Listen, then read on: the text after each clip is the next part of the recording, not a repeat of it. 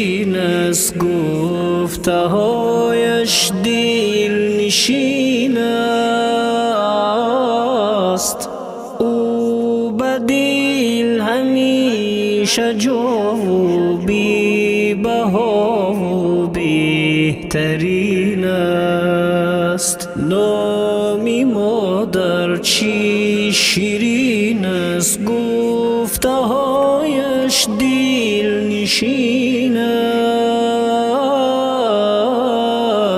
او به دل همیشه جا و بی بها و بهترین است. من فدای خنده هایش، نتوان دید گریه هایش.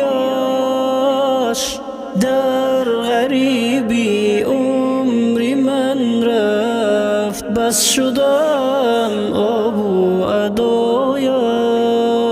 من فدای خنده هایش، نتوان دید گریه هایش. در غریبی عمر من رفت، بس شدم آب و ادایش. مادرم نوری جهانی، در من گنجی گرانی.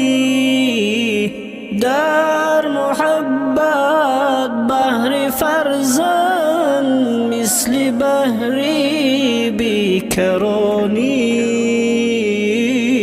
مادرم نوری جهانی، در من گنجی گرانی.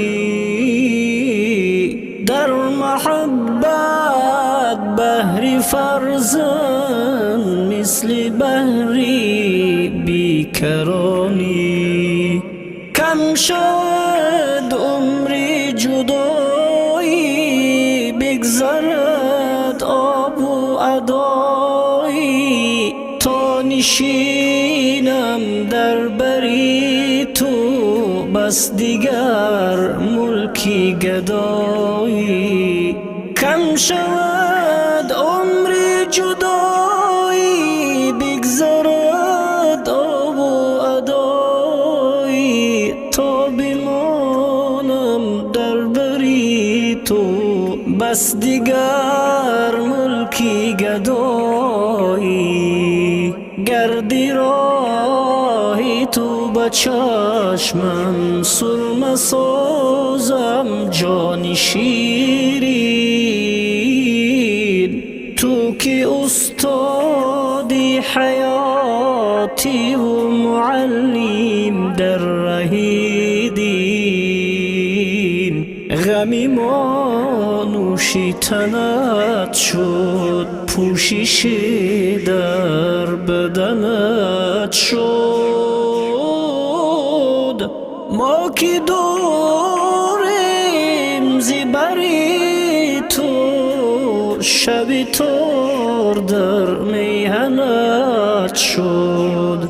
مادرم تاج سری من، همچو سایه در بری من. دائما بهرم دعا کن، ای بهاری غمبری من.